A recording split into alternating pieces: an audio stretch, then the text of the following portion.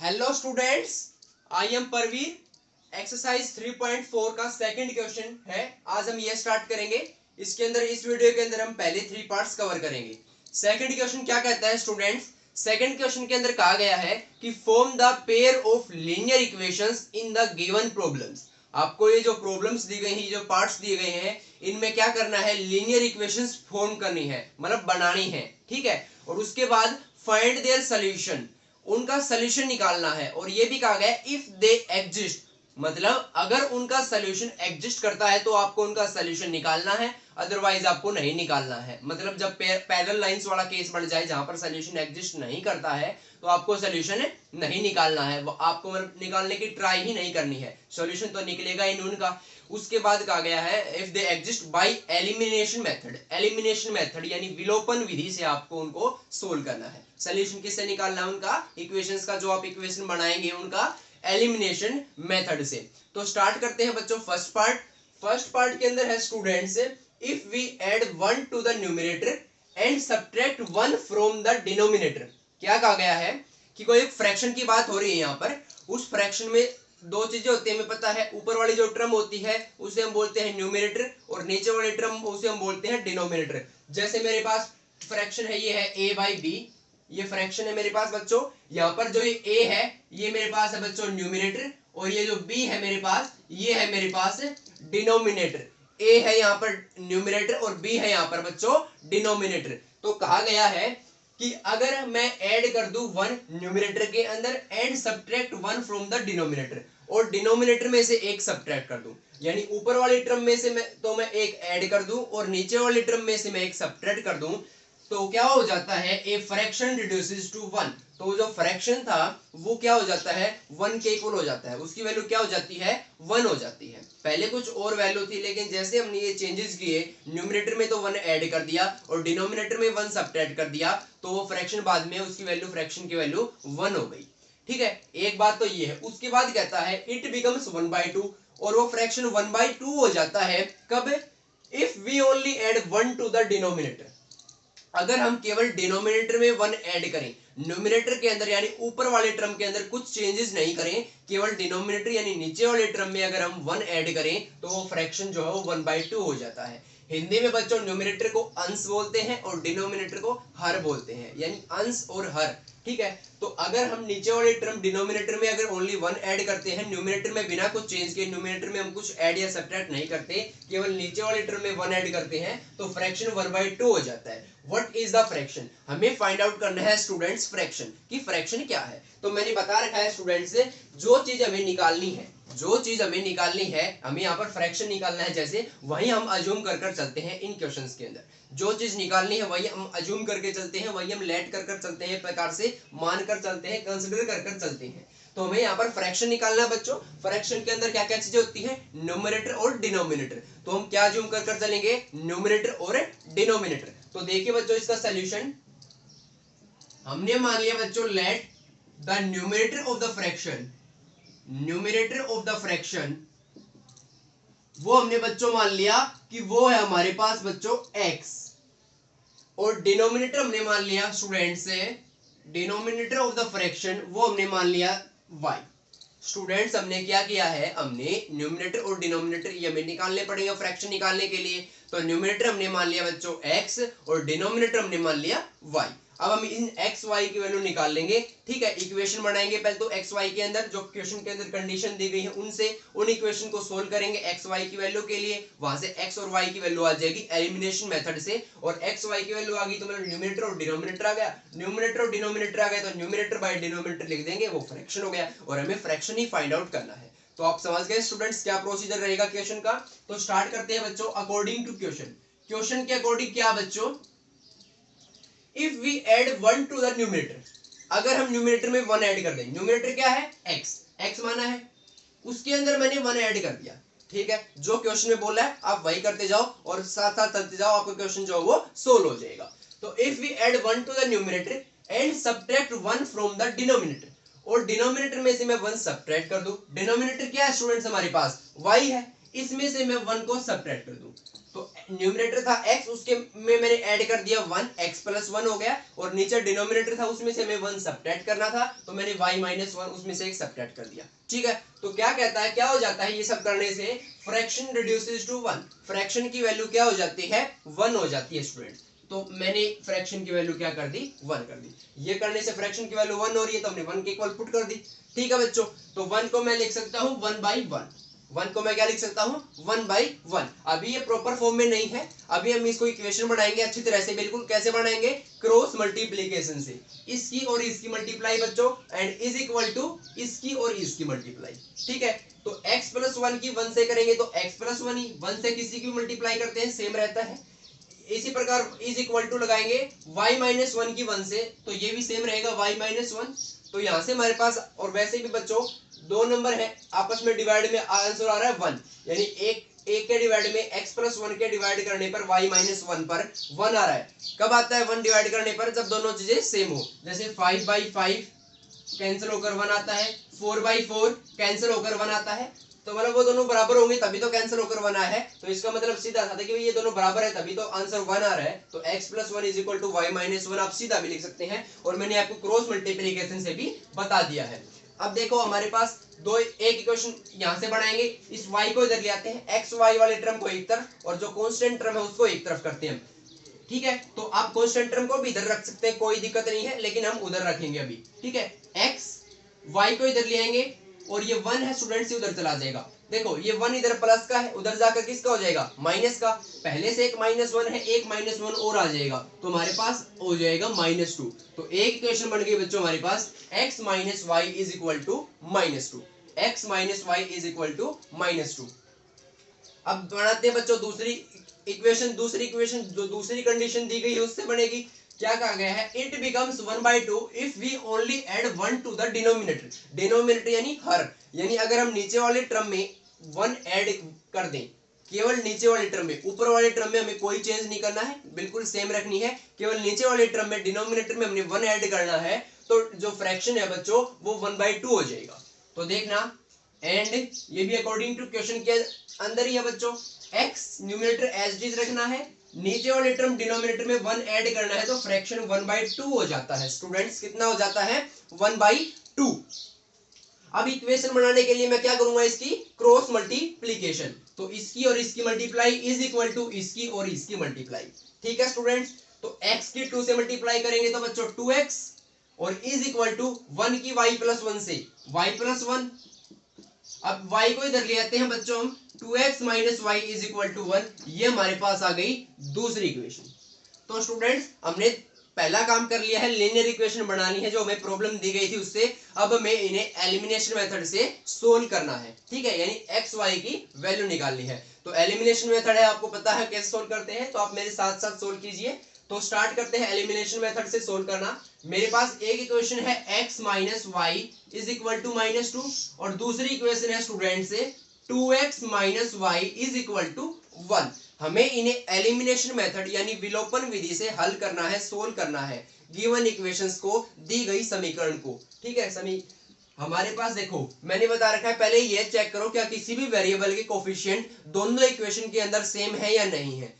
तो देखना स्टूडेंट से, x का यहाँ पर कोफिशिएंट 1 है, यहाँ पर x का कोफिशिएंट 2 है, यहाँ पर तो 1 था यहाँ पर 2 है, सेम नहीं है, x का सेम नहीं है। y का चेक करते हैं, y का कोफिशिएंट यहाँ पर -1 है, यहाँ पर भी y का कोफिशिएंट -1 है, और माइनस प्लस का भी कोई वो नहीं होता है, अगर साइन अलग हो कोई बात नहीं, न्यूमेरिक जो वैल्यू है वो सेम आनी चाहिए, नंबर सेम है या नहीं है वो देखना है। यहाँ पर देखो 1 है, यहाँ पर भी 1 है, ये माइनस को हटा दो, लेकिन -7 रखते हो तो भी देखो यहाँ पर -1 है, यहाँ पर भी -1 है, सेम है, तो हमें सेम बनाने की जरूरत नहीं है। हमारे पास एक वेरिएबल का कोफिशिएंट पहले से ही दोनों इक्वेशन के अंदर क्या है, सेम है। y का यहाँ पर भी कोफिशिएंट -1 है और यहाँ पर भी -1 है। ठीक है, जिसके आगे कुछ नहीं होता उसके आगे 1 होता है, तो ये -1 कोफिशिएंट हो गया। ठीक है, तो देखना बच्चों सेम है, तो हम क्या कर देंगे, अब साइन चेक करेंगे, जो जिस वेरिएबल के कोफिशिएंट सेम है उनका साइन चेंज करेंगे कोफिशिएंट का। यहाँ पर देखो -1 है कोफिशिएंट, यहाँ पर -1 है, दोनों का साइन माइनस है, दोनों का साइन सेम है, सेम के लिए क्या करते हैं, सबट्रैक्ट। मैंने बताया था, फिर से आप लिख लीजिए, अगर दोनों के साइन कोफिशिएंट्स के साइन सेम हो तो आप करेंगे बच्चों सबट्रैक्ट, और अगर उन दोनों के साइन अपोजिट हो, यानी एक प्लस का हो एक माइनस का हो, तो आप इक्वेशंस को करेंगे ऐड। यहाँ पर सेम है तो हम सब्ट्रैक्ट करेंगे, तो subtracting equation 2 from equation 1, equation 2 को इक्वेशन 1 के अंदर से हम सब्ट्रैक्ट करेंगे तो ये माइनस का हो जाएगा, सब्ट्रैक्ट करेंगे तो सभी साइन क्या हो जाते हैं, चेंज हो जाते हैं, बदल जाते हैं। तो ये प्लस का था ये माइनस का हो जाएगा, ये माइनस का था ये प्लस का हो जाएगा और ये माइनस का हो जाएगा। अब हम सोल्व करते हैं, x माइनस 2x, x में से 2x को सब्ट्रैक्ट करेंगे यानी x माइनस 2x तो हो जाएगा बच्चों माइनस x, माइनस y, ये प्लस का y हो गया तो कैंसिल हो गया, कैंसिल होने के लिए हमने साइन चेंज किए थे, सब्ट्रैक्ट किया था, -2 -1 ये हो गया बच्चों -3, माइनस से माइनस कैंसिल, सीधी x की वैल्यू आ गई बच्चों प्लस का 3, x की वैल्यू कितनी आ गई बच्चों 3, x की वैल्यू आ गई। तो अब मैंने बता रखा है एक वेरिएबल की वैल्यू आ जाती है, चाहे वो x की आए चाहे वो y की आए, दोनों वेरिएबल्स में से, तो उसके बाद में उस वेरिएबल की वैल्यू को किसी भी इक्वेशन के अंदर पुट कर दो, दोनों इक्वेशंस में से आपके पास बच्चों वेरिएबल की वैल्यू आ जाएगी। तो x = 3 मैं इस इक्वेशन के अंदर पुट कर दूं चाहे इस इक्वेशन के अंदर पुट कर दूं, मेरे पास y की वैल्यू आ जाएगी। तो मैं इसके अंदर पुट कर रहा हूं, x की जगह पर बच्चों 3 -2 = -2, मैंने क्या किया है इस इक्वेशन के अंदर x की जगह पर जो वैल्यू आई है 3 वो पुट की है, बाकी y है वो y रखा है एज इट इज और इज इक्वल टू -2। ठीक है, अब देखना बच्चों मुझे y की वैल्यू निकालनी है यहाँ से, तो y को मैं इस साइड रखूंगा, -y, ये 3 इधर प्लस का उधर जाकर माइनस का हो जाएगा, -2 पहले से ही था, एक -3 और चला गया उधर, तो -2 -3 -5 हो गया बच्चों, माइनस से माइनस कैंसिल, y की वैल्यू 5 आ गई। तो x की वैल्यू आ गई बच्चों 3 और y की वैल्यू आ गई 5, x और y की वैल्यू आ गई हमारे पास, न्यूमरेटर और डिनोमिनेटर आ गई, तो फ्रैक्शन आ गया एक प्रकार से। फ्रैक्शन क्या होता है, न्यूमरेटर बाय डिनोमिनेटर, यहाँ पर फ्रैक्शन x और y है तो फ्रैक्शन क्या होगा x बाई y, ऊपर न्यूमरेटर नीचे डिनोमिनेटर, x की वैल्यू है बच्चों 3 और y की वैल्यू है ये 5, तो फ्रैक्शन कितना आ गया स्टूडेंट्स हमारे पास है 3/5। तो इसी प्रकार आपको फ्रैक्शन निकालना था, आपके पास गिवन कंडीशंस थी, उनसे हमने न्यूमरेटर और डिनोमिनेटर अज्यूम किया और उनसे इक्वेशन बनाई और इक्वेशन को सोल्व किया, x y यानी न्यूमरेटर और डिनोमिनेटर की वैल्यू आ गई तो हमारे पास फ्रैक्शन आ गया स्टूडेंट्स। अब हम करते हैं सेकंड पार्ट। तो स्टूडेंट्स ये रहा आपके सामने सेकंड पार्ट। सेकंड पार्ट क्या कहता है, 5 years ago, अगो मतलब पहले, 5 साल पहले, Noori was thrice as old as Sonu, Noori है कोई और एक कोई सोनू है, उनकी एज का जो है रिलेशन दिया गया है 5 साल पहले। ठीक है, तो Noori was thrice as old as Sonu, जो नूरी थी 5 साल पहले वो सोनू से 3 गुना बड़ी थी, यानी उसकी एज सोनू की एज से 3 गुना ज्यादा थी 5 वर्ष पहले, 5 साल पहले, 5 years ago। 10 years later, 10 साल बाद की और बात करता है, उनकी एज के बीच की रिलेशन देता है question, Noori will be twice as old as Sonu, 10 साल बाद जो है वो सोनू से 2 गुना ज्यादा होगी, उसकी एज जो है नूरी की वो सोनू से 2 गुना होगी। 5 साल पहले तो उसकी एज, उसकी नूरी की एज से, सोनू की एज से नूरी की एज वो है 3 गुना थी, और 10 साल बाद जो है नूरी की एज सोनू की एज से 2 गुना होगी। ठीक है, तो how old are Noori and Sonu, Sonu और नूरी की आयु कितनी है, यानी उनकी प्रेजेंट एज कितनी है, एट द टाइम प्रेजेंट पर उनकी एज कितनी है, ये हमें निकालनी है। 5 साल पहले के बीच की रिलेशन दी गई है और 10 साल बाद के बीच की रिलेशन दी गई है, तो हमें उनकी अब प्रेजेंट एज निकालनी है स्टूडेंट्स। तो मैंने बता रखा है जो हमें निकालना है वो हम अज्यूम कर चलेंगे, उनसे इक्वेशन बनाएंगे क्वेश्चन की कंडीशन से, इक्वेशन को सोल्व करेंगे, एक्स वाई की वैल्यू आ जाएगी, एक्स वाई हमने अज्यूम कर रखा था, और अज्यूम क्या क्या था, तो निकालना था, मतलब जो हमें चीज निकालनी थी वो हमारी आ जाएगी। तो हमने निकालना क्या है बच्चों, नूरी और सोनू की एज निकालनी है, उनकी प्रेजेंट एज निकालनी है। तो हम मान लेंगे उनकी प्रेजेंट एज हम कंसिडर कर चलेंगे, अज्यूम कर चलेंगे, तो let the present age of Noori, Noori की प्रेजेंट एज मैंने मान ली बच्चों x ईयर्स, कितनी मान ली x years, and the present age of Sonu, और सोनू की प्रेजेंट एज हमने मान ली स्टूडेंट्स y ईयर्स, नूरी की प्रेजेंट एज मान ली हमने x ईयर्स और सोनू की प्रेजेंट एज हमने मान ली y ईयर्स। अब क्वेश्चन क्या कहता है, क्वेश्चन की जो कंडीशन दी गई है, ये रिलेशन दी गई, इनसे हम इक्वेशन बनाएंगे, लीनियर इक्वेशन। ठीक है, तो according to question, according to question, question क्या कहता है स्टूडेंट्स, 5 years ago, 5 साल पहले, तो 5 साल पहले की कंडीशन है तो दोनों की एज है वो 5 साल पहले वाली एज कर लेते हैं, इक्वेशन बनानी है हमें। तो नूरी की एज आज x है तो 5 साल पहले x - 5 होगी, भाई आज किसी की एज 10 साल है तो 5 साल पहले 10 - 5 5 साल होगी, 5 साल पहले 5 कम होगी एज, तो आज उसकी एज नूरी की x है तो 5 साल पहले x - 5, और सोनू की एज आज वाई है तो सोनू की 5 साल पहले वाई माइनस 5, आज उसकी वाई है तो 5 साल पहले वाई माइनस 5। तो 5 साल पहले हमने दोनों की एज लिख ली। 5 साल पहले उन दोनों की एज के बीच की रिलेशन क्या है? Noori was thrice as old as Sonu. Noori है ये वाली और ये है सोनू, ठीक है। तो जो ये नूरी है, ये जो नूरी की एज है, ये इस सोनू की एज से 3 गुना है, यानी ये जो वैल्यू है ये 3 गुना है इससे। हमें इक्वेशन बनाना है तो इक्वल टू लगाना पड़ेगा, इक्वेशन के लिए तो इक्वल टू लगाना पड़ेगा, और इक्वल है नहीं क्योंकि ये जो चीज है ये 3 गुना ज्यादा है। तो बराबर करने के लिए हमें क्या करना पड़ेगा? इस नंबर की भी 3 से मल्टीप्लाई करनी पड़ेगी, ठीक है। अब ये जो है दोनों बराबर हो गई। x minus 5 is equal to 3y minus 5। इससे हम इक्वेशन बनाएंगे स्टूडेंट्स, x माइनस 5 इस 3 के अंदर मल्टीप्लाई करेंगे 3y, 3 की माइनस 5 से करेंगे माइनस 15, 3y को इधर ले आएंगे students, x minus 3y minus 5 को उधर ले जाएंगे तो माइनस 15 प्लस 5 कितना हो जाएगा? माइनस 10। तो स्टूडेंट्स हमारे पास एक क्वेश्चन आ गई, हमारे पास ये 5 साल पहले वाली जो रिलेशन दी गई थी उनकी एज के बीच में, उनसे हमारे पास एक लीनियर इक्वेशन फॉर्म हो गई, एक लीनियर इक्वेशन बन गई। अब हम दूसरी इक्वेशन बनाएंगे। उसी क्वेश्चन के अंदर कहा गया है 10 इयर्स लेटर, 10 साल बाद। तो 10 साल बाद की रिलेशन है तो मैं दोनों की एज है वो 10 साल बाद कर लेता हूं। तो आज उसकी एज x है नूरी की, तो 10 साल बाद x प्लस 10 यानी x प्लस 10। भाई आज किसी की एज 10 साल है तो 10 साल बाद कितनी होगी? 10 प्लस 10 20 साल। तो ऐसे ही आज नूरी की एज x है तो 10 इयर्स लेटर उसकी 10 साल बाद उसकी एज कितनी हो जाएगी? x plus 10। और सोनू की एज आज y है तो 10 इयर्स लेटर सोनू की एज कितनी हो जाएगी? y plus 10। तो सोनू की एज हो जाएगी y प्लस 10। अब हमें इक्वेशन बनानी है तो इन दोनों को इक्वल पुट करना पड़ेगा, लेकिन इक्वल है नहीं है। क्यों? क्योंकि सोनू की एज है वो 2 गुना होगी 10 साल बाद। इसने कह रखा क्वेश्चन में Noori will be, sorry Noori की age, Noori will be twice as old as Sonu. Noori की एज ज्यादा होगी, कितनी ज्यादा होगी? 2 गुना ज्यादा होगी।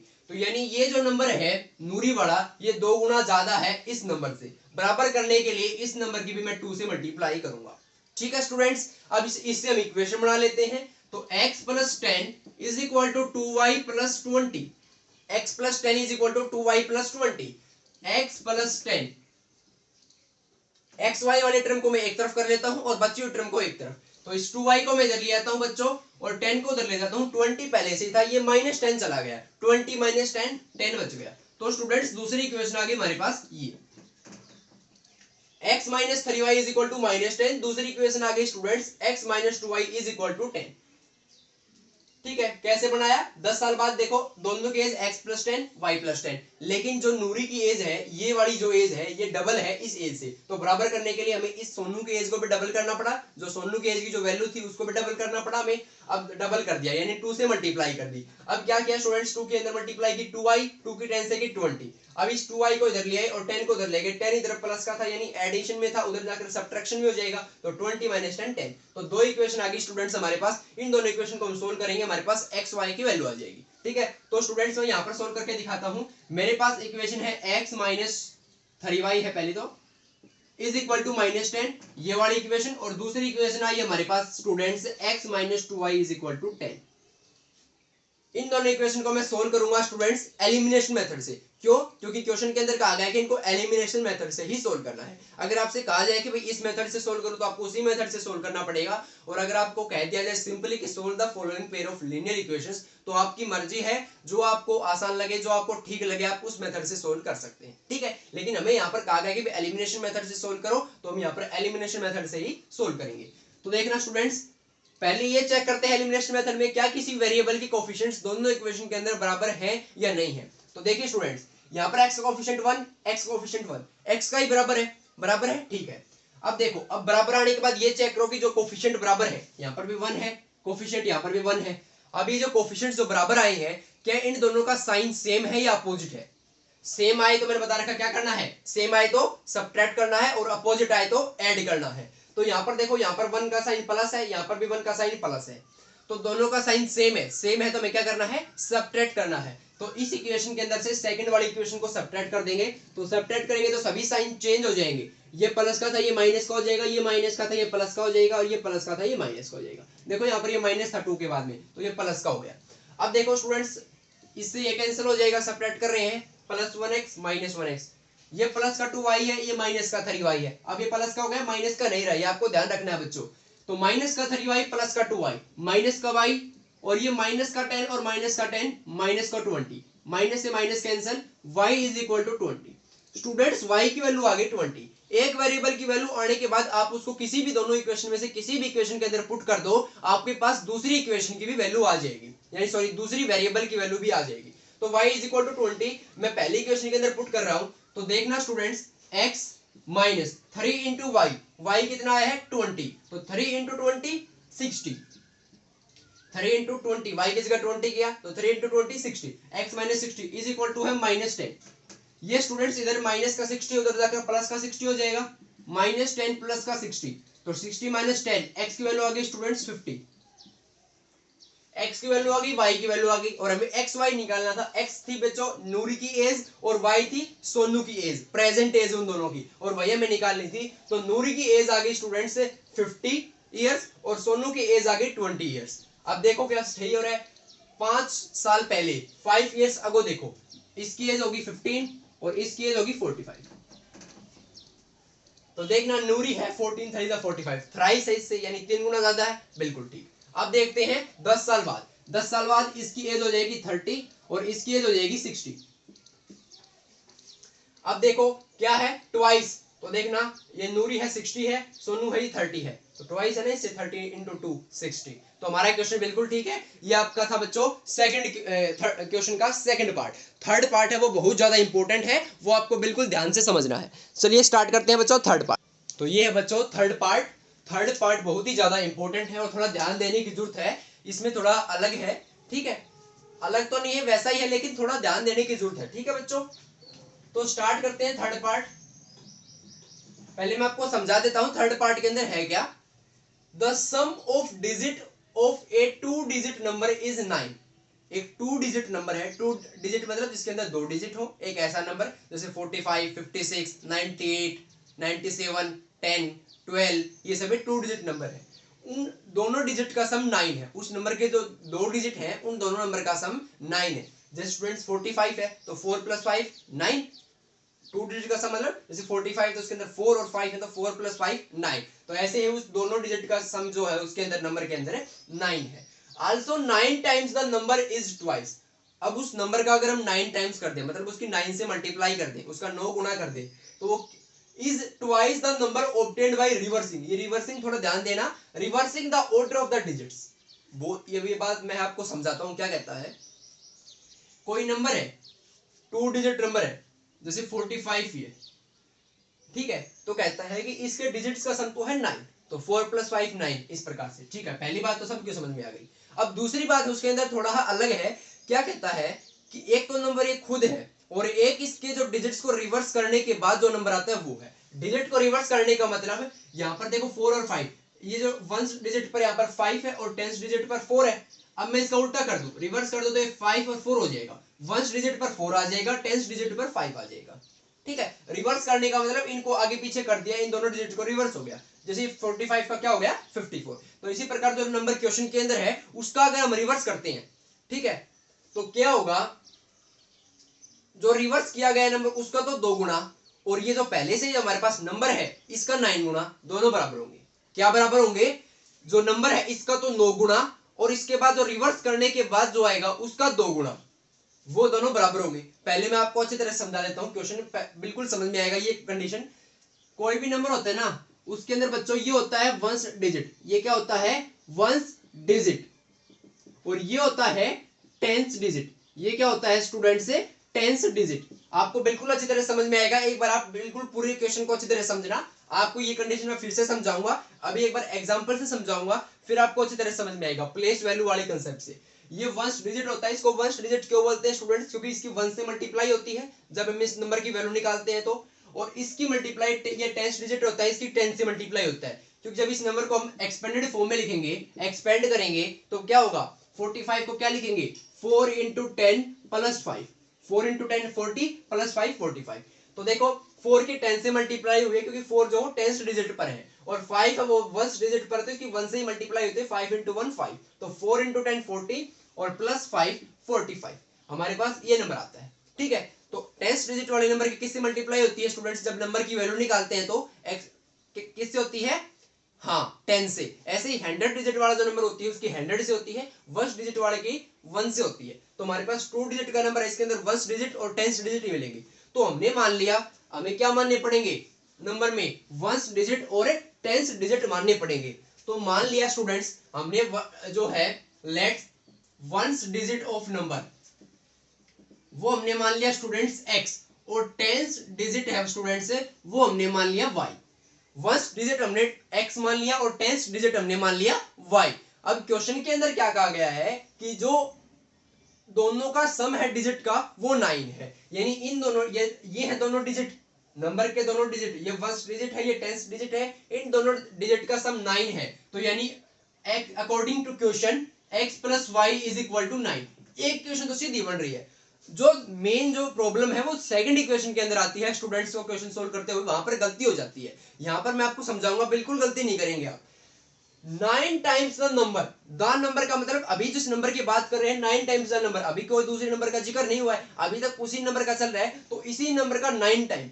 तो पहले हमारे पास नंबर का है, अभी तो हमने नंबर ही नहीं निकाला है, अभी तो हमने केवल उसके डिजिट अज्यूम किए हैं स्टूडेंट्स, नंबर तो हमें निकालना ही नहीं है। तो हमारे पास 1 डिजिट है और 10 डिजिट है। मैंने 45 वाला एग्जांपल इसीलिए लिया था नंबर निकालने के लिए। तो नंबर क्या होगा स्टूडेंट्स, द नंबर इज क्या होगा 1 डिजिट प्लस 10 इंटू 10 डिजिट। जैसे 45 था स्टूडेंट से, तो 4 इंटू ऐसे 5 इंटू 4 इंटू 10, सॉरी 5 प्लस ये था, आप 4 इंटू 10 को पहले लिख दो, वो कोई बात नहीं है। 5 प्लस 4 इंटू 10 ये था ना, कि जो 10 डिजिट पर था उसकी 10 से मल्टीप्लाई की, प्लस जो 1 डिजिट पर था उसकी 1 से मल्टीप्लाई की।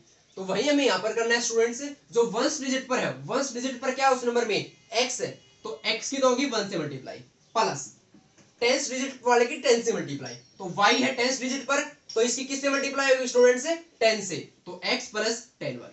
तो नंबर होगा हमारे पास स्टूडेंट्स यही x plus 10y, number x plus 10y होगा। समझ में आ गया, x था 1 डिजिट वाला डिजिट यानी, और प्लस 10y यानी ये क्या हो गया 10 डिजिट वाला नंबर, तो इसके हमने 10 से मल्टीप्लाई कर दिया, अब ये नंबर आ गया, नंबर की वैल्यू आ गई। तो अब नंबर आ गया, तो अब हम क्वेश्चन से जो है सेकंड इक्वेशन बना सकते हैं। बिना नंबर के हम सेकंड इक्वेशन नहीं बना सकते। फर्स्ट इक्वेशन तो सीधा डिजिट से बन जाती है, लेकिन सेकंड इक्वेशन के लिए हमें नंबर चाहिएगा। तो नंबर हमने निकाल लिया स्टूडेंट्स x प्लस 10y। अब क्वेश्चन क्या कहता है, 9 टाइम्स द नंबर, इस नंबर का 9 टाइम्स मतलब इसकी 9 गुना, नंबर है हमारे पास ये, तो इसका 9 गुना।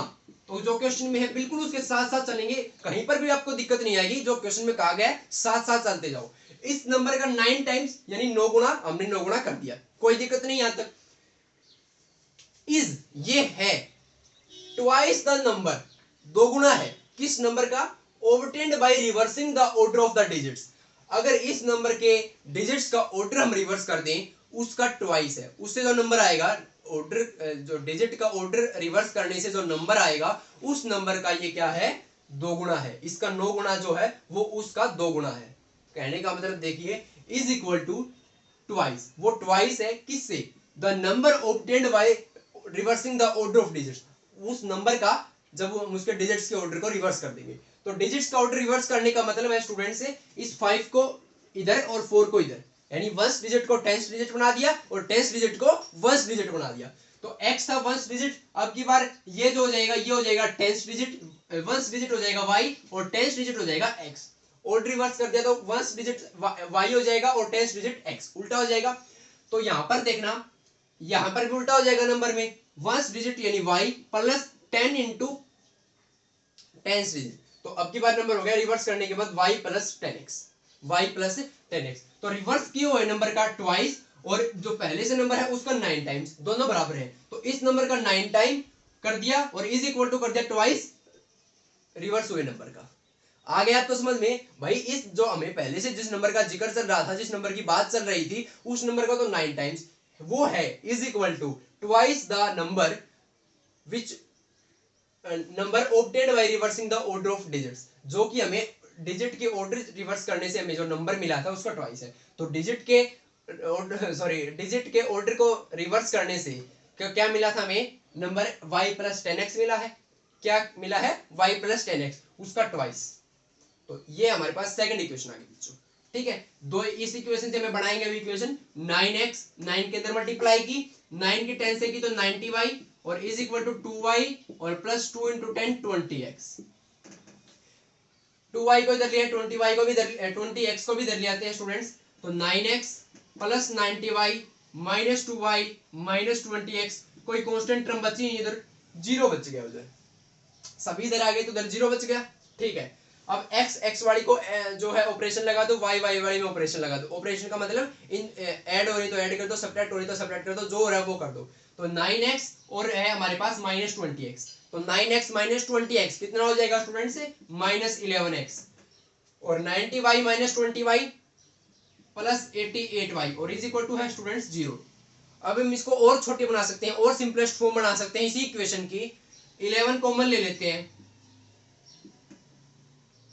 11 मैंने क्या ले लिया, कॉमन ले लिया। आप माइनस 11 भी कॉमन ले सकते हैं, कोई दिक्कत नहीं है, मैं माइनस 11 कॉमन ले रहा हूँ।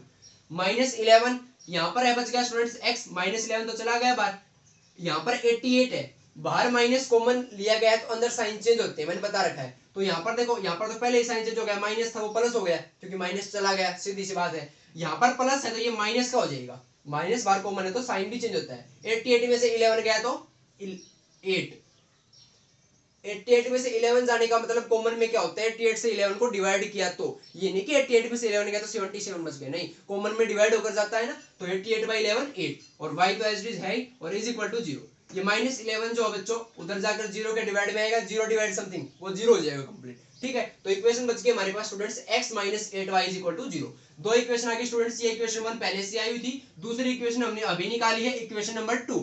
इन दोनों इक्वेशन को सोल्व करेंगे, x y की वैल्यू आ जाएगी स्टूडेंट्स, एक्स वाई की वैल्यू आती है, हमारे पास नंबर भी आ जाएगा। तो मैं यहाँ पर एक बार आपको सोल्व करके दिखा रहा हूं।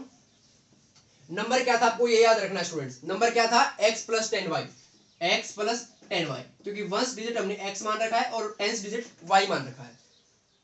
तो इतना हो गया। अब इन दोनों इक्वेशन को हम सोल्व करते हैं। एक इक्वेशन है students x plus y is equal to 9 और दूसरी इक्वेशन है students x minus 8y is equal to 0।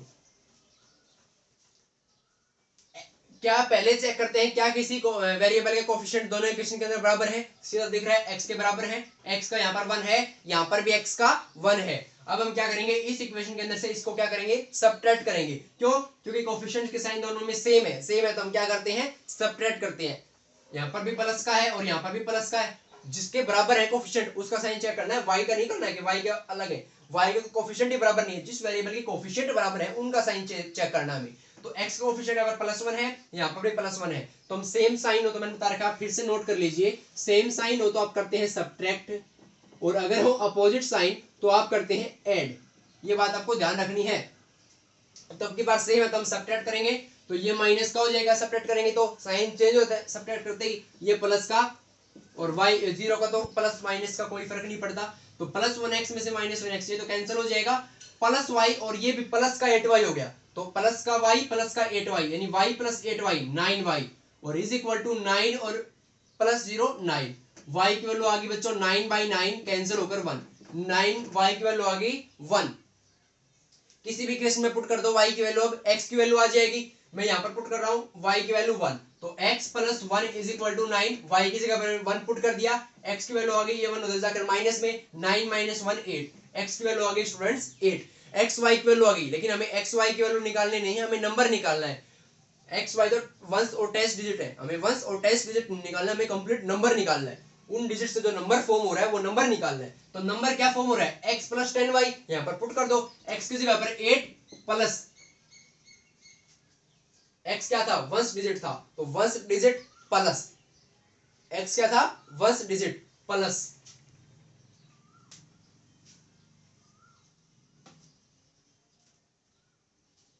10 into y, 10 into y, तो 10 इंटू वाई, वाई कितना है 1, कुछ नहीं किया हमने, इसमें वैल्यू पुट करी है x और y की, नंबर का जो नंबर हमारे पास x प्लस 10y था, x की जगह पर 8 पुट किया 10 और इंटू y की जगह पर 1 पुट किया, तो 8 plus 10 into 1 10 is equal to 18। Number क्या आ गया स्टूडेंट्स हमारे पास 18, जिस नंबर की बात चल रही थी, जिस नंबर में इतनी सारी कॉम्प्लिकेशंस थी, वो नंबर 18 आया है स्टूडेंट्स। ठीक है, आ गया। अब हम चेक करते हैं क्या इसके डिजिट्स का सम 9 है, 1 प्लस 8 9। ठीक है, दूसरी कंडीशन, इस अब देखो यहाँ, अब कंडीशन जब एग्जांपल से समझेंगे ना तो और अच्छी तरह से आपकी क्लियर हो जाएगी। नंबर है 18, इसके डिजिट्स को ऑर्डर रिवर्स कर दो, 81 कर दिया, 18 था 81 कर दिया, आगे पीछे कर दिया 81, इसका 9 टाइम करो, इसका ट्वाइस करो, दोनों बराबर आ रहे हैं क्या नहीं आ रहे हैं? 18 9 जा करो और 81 2 जा करो, ठीक है। तो 18 9 जा कितना होता है 162 और 81 2 जा भी 162, दोनों क्या आ रहे हैं स्टूडेंट्स बराबर आ रही हैं, हमारी वैल्यू बिल्कुल ठीक आई है। तो ये था आपके पास थर्ड क्वेश्चन, बहुत ही ज्यादा इंपॉर्टेंट है और थोड़ा अलग है ये क्वेश्चन, तो आपको इसको अच्छी तरह से ध्यान से सोल्व करना है। तो अगली जो 2 क्वेश्चन है, 2 पार्ट्स है, वो हम नेक्स्ट वीडियो के अंदर कवर करेंगे स्टूडेंट्स। Thank you.